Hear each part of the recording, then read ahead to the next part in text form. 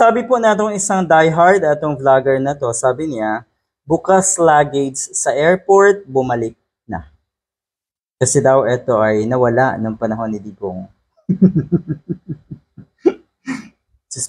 Puro santo talaga, lahat na lang ng kabulastugan na itong mga to. Lahat na lang ng pwedeng or paraan para bumango ang pangalan na itong si Digong at masira naman ang ibang tao, ay gagawin na itong mga diehard. Nakakaawa po kayo. Totoo meron kumakalat na video ngayon. Huwag na natin i-play, baka tayo makapiright. Pero eto yon. Isang nagngangalang Angelita Sampilo Aura. Okay, pinanood ko yung live na ito na kuno nga ay yung kanyang bagahe ay nabuksan. Sabi, paalala sa mga traveler, especially sa mga OFW na umuuwi ng Pilipinas, kung may mahalaga kayong gamit, never ever na ilagay sa mga check-in luggage. Kailangan i-hand carry nyo, panigurado lang. First time bang magkaroon ng mga flights dito sa atin? Di ba hindi? Siguro'y alam na naman ito ng mga bumabiyahe.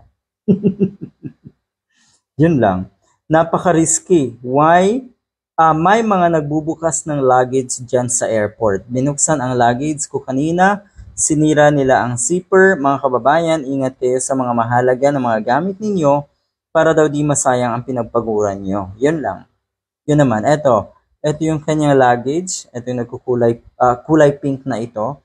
Pero nung pinanood ko yung live na ito, parang scripted kung paano siya magsalita. Kaduda-duda eh. Kaduda-duda po talaga.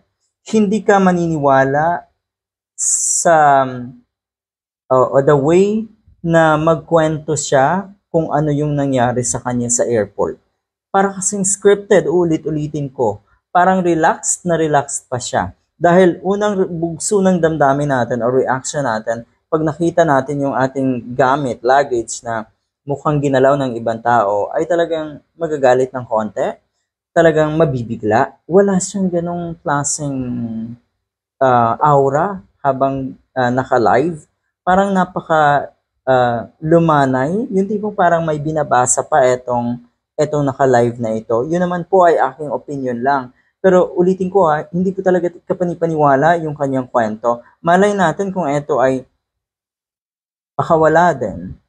Kasi nga, yun sabi nga ng ilan, ito na talaga ang ginagawa daw na itong mga Duterte. Lahat ng pwedeng ikasira sa ating gobyerno, sa administrasyon ni Marcos Jr. ay talagang gagawin. Ang dami na eh. At halos lahat ng yan ay hindi naman talaga umuobra kasi. Yun. At nakakatuwa na ang mga kababayan natin ay marunong na talagang mag-discern.